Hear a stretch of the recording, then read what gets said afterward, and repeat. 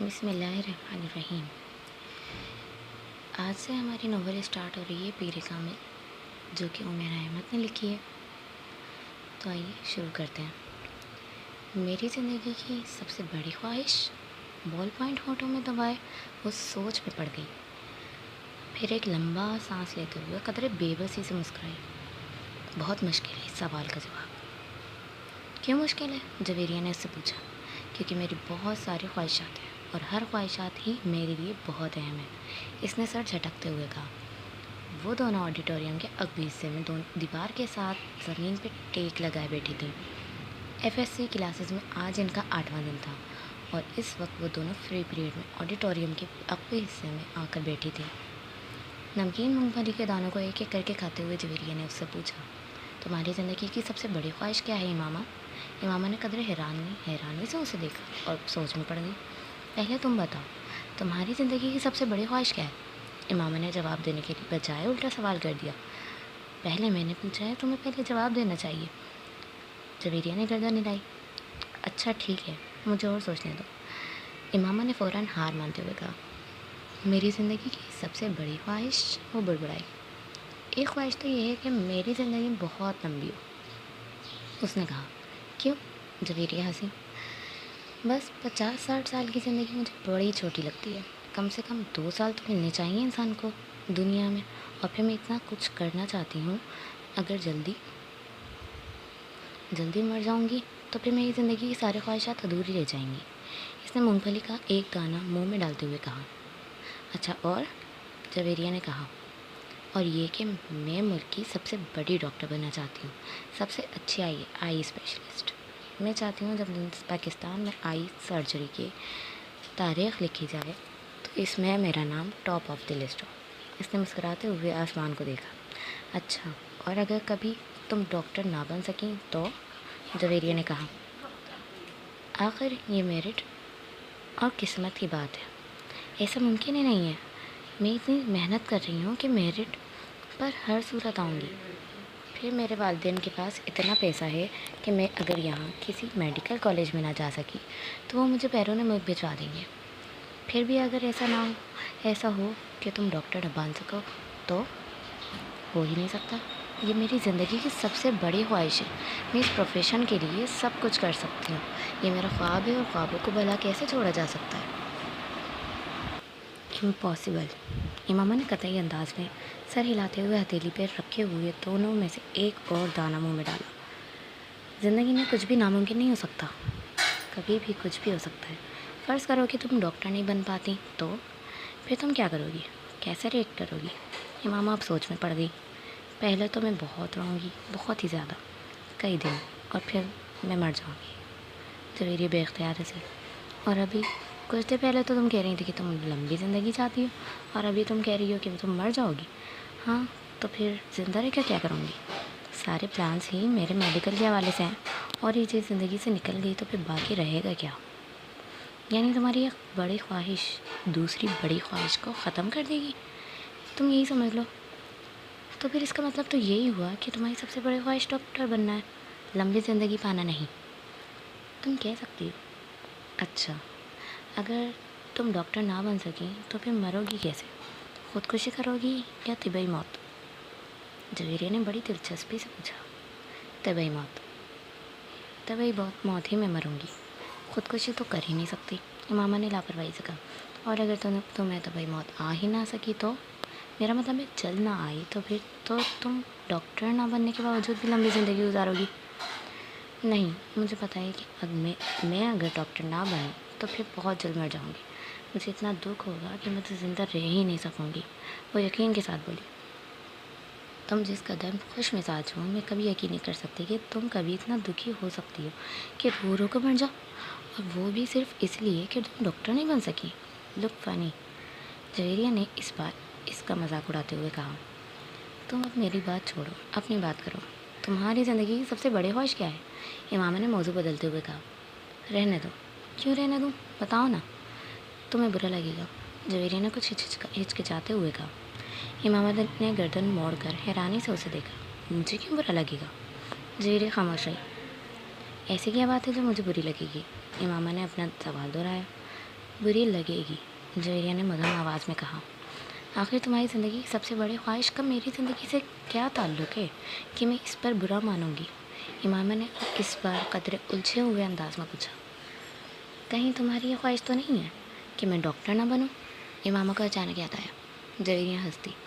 नहीं, ज़िंदगी सिर्फ एक डॉक्टर बन जाने से कहीं ज़्यादा अहमियत की हामिल होती है, इसने कुछ फ़लसफियाना अंदाज में कहा। पहेलियाँ बुझवाना छोड़ दो और मुझे बताओ, इमामा ने कहा। मैं वादा करती हूँ मैं बुरा नहीं मानूंगी, इमामा ने अपना हाथ इसकी तरफ बढ़ाते हुए कहा। वादा करने के बावजूद मेरी बात सुनने पर तुम बहुत बुरी तरह नाराज़ होगी। बेहतर है हम कुछ और बात करें, जवेरिया ने कहा। अच्छा, मैं अंदाज़ा लगाती हूँ तुम्हारी इस ख्वाहिश का ताल्लुक़ मेरे लिए किसी बहुत अहम चीज़ से है, राइट?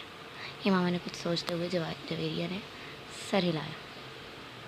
अब सवाल ये पैदा होता है कि मेरे लिए कौन सी चीज़ इतनी अहम हो सकती है कि मैं वो बात करते करते रुक गई।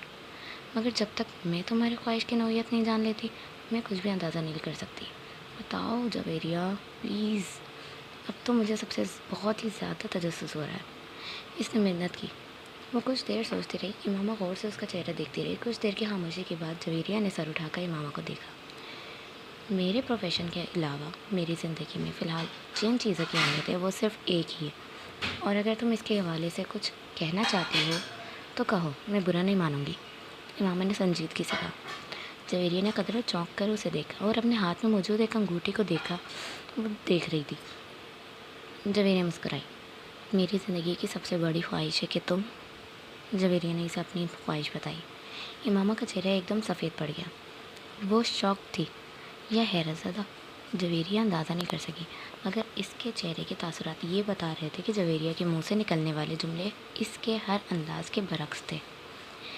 मैंने तुमसे कहा था ना तुम बुरा मानोगी, जवेरिया ने जैसे सफाई पेश करने की कोशिश की, मगर इमाम मुइज़ हलक के बल चलता हुआ दर्द से दोहरा हो गया। इसके दोनों हाथ अपने पेट पर थे। इसके सामने खड़े 12 साला लड़के ने अपनी फटी हुई शर्ट की आस्तीन से अपने नाक से बहता हुआ खून साफ किया और हाथ में पकड़े हुए टेनिस रैकेट को एक बार फिर पूरी कुव्वत से मुइज़ की टांग पे दे मारा। मुइज़ के हलक से एक बार फिर चीख निकली और वो इस बार सीधा हो गया। कुछ बेयकीनी के आलम में इसने खुद से 2 साल छोटे भाई को देखा, जो बगैर किसी लिहाज और मुरव्वत के इसे इस रैकेट से पीट रहा था, जो मुइज़ कुछ देर पहले इसे पीटने के लिए लेकर आया था। इस हफ्ते इन दोनों के दरमियान होने वाला ये तीसरा झगड़ा था और तीनों बार झगड़ा शुरू करने वाला इसका छोटा भाई था। मुइज़ और इसके ताल्लुकात हमेशा ही नाखुशगवार रहे थे।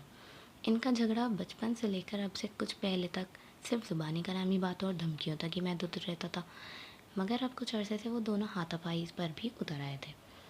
आज भी यही हुआ था। वो दोनों इसको इकट्ठे स्कूल से इकट्ठे वापस आए थे और गाड़ी से उतरते हुए इसके छोटे भाई ने बड़ी दुरुस्तगी से के साथ पीछे डिग्गी से इसे इस वक्त अपना बैग खींच कर निकाला जब मुइज़ अपना बैग निकाल रहा था।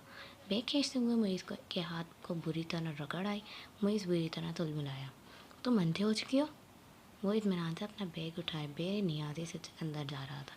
मुइज़ के चिल्लाने पर इसने पलट कर इसको देखा और लाउंज का दरवाज़ा खोलकर अंदर चला गया। मुइज़ के तन बदन में जैसे आग लग गई। वो तेज़ कदमों से इसके पीछे अंदर चला आया। अगर दोबारा तुमने ऐसी हरकत की तो मैं तुम्हारा हाथ तोड़ दूंगा। इसके करीब पहुंचते हुए मुइज़ एक बार फिर दौड़ा। इसने बैग कंधे से उतार कर नीचे रख दिया और दोनों हाथ कमर पर रखकर खड़ा हो गया। निकालूंगा। तुम क्या कर लोगे? हाथ तोड़ोगे? इतना? ये मैं तुम्हें इस वक्त बताऊंगा जब तुम दोबारा ये हरकत करोगे। मुइज़ अपने कमरे की तरफ बढ़ा, मगर इसके भाई ने पूरी कुव्वत से इसका बैग खींचते हुए उसे रुकने पर मजबूर कर दिया। नहीं, तुम मुझे अभी बताओ। इसने मुइज़ का बैग उठाकर दूर फेंक दिया। मुइज़ का चेहरा सुर्ख हो गया। उसने ज़मीन पर पड़ा हुआ अपने भाई का बैग उठाकर दूर उछाल दिया। एक लम्हे के लिए इंतज़ार किए बगैर इसके भाई ने पूरी कुव्वत से मुइज़ की टांग पर ठोकर मारी। जवाबन उसने पूरी कुव्वत से छोटे भाई के मुंह पे मुक्का मारा, जो उसकी नाक पर लगा। अगले ही लम्हे उसकी नाक से खून टपकने लगा। इतने शदीद हमले के बावजूद इसके हलक से कोई आवाज़ नहीं निकली थी। इसने मुइज़ की टाई खींचते हुए उसका गला दबाने की कोशिश की। मुइज़ ने जवाबन उसकी शर्ट को कॉलर से खींचा। उसे शर्ट के फटने की आवाज़ आई। इसने पूरी कुव्वत से अपने छोटे भाई के पेट में मुक्का मारा। इसके भाई के हाथ से इसकी टाई निकल गई। ठहरो, मैं तुम्हें अब तुम्हारा हाथ तोड़ कर दिखाता हूँ। मुइज़ ने उसे गालियाँ देते हुए लाउंज के एक कोने में पड़े हुए एक ریکٹ کو اٹھا لیا اور اپنے چھوٹے بھائی کو مارنے کی کوشش کی، مگر اگلے ہی لمحے ریکٹ اس کے بھائی کے ہاتھ میں تھا۔ اس نے پوری قوت سے گھما کر اتنی برق رفتاری کے ساتھ اس ریکٹ کو موئز کے پیٹ میں مارا کہ وہ سنبھل یا خود کو بچا بھی نہیں سکا۔ اس کے یکے بعد دیگرے اس کی کمر اور ٹانگ پر ریکٹ برسا دیا۔ اندر سے ان دونوں کا بڑا بھائی اشتعال کے عالم میں باہر لاؤنج میں آ گیا۔ کیا تکلیف ہے تم دونوں کو؟ گھر میں آتے ہی ہنگامے شروع کر دیتے ہو۔ اس کو دیکھتے ہی چھوٹے بھائی نے اٹھا ہوا ریکٹ نیچے کر لیا تھا۔ اور تمہیں شرم نہیں آتی اپنے سے بڑے بھائی کو مارتے ہو؟ اس کی نظر اب کے ہاتھ میں پکڑے ریکٹ پر گئی۔ نہیں آتی، اس نے بڑی ڈٹائی کے ساتھ کہتے ہوئے ریکٹ ایک طرف اچھال دیا اور بڑی بے خوفی سے کچھ فاصلے پہ پڑا ہوا اپنا بیگ اٹھا کر اندر جانے لگا۔ موئز نے بلند آواز میں سیڑھیاں چڑھتے ہوئے اپنے چھوٹے بھائی سے کہا، تم کو اس کا خمیازہ بھگتنا پڑے گا۔ وہ ابھی تک اپنی ٹانگ سے لا رہا تھا۔ شور، وائی ناٹ؟ ہاں، کیوں نہیں؟ ایک عجیب سی مسکراہٹ کے ساتھ سیڑھیوں کے آخری سرے پر رک کر اس نے موئز سے کہا، اگلی بار تم بیٹ لے کر آنا۔ ٹینس ریکٹ سے کچھ مزہ نہیں آیا، تمہاری کوئی ہڈی نہیں ٹوٹی۔ موئز کو اشتعال آیا، تم اپنی ناک سنبھالو، وہ یقیناً ٹوٹ گئی ہوگی۔ موئز غصے کے عالم میں سیڑھیوں کو دیکھتا رہا جہاں کچھ دیر پہلے وہ کھڑا تھا۔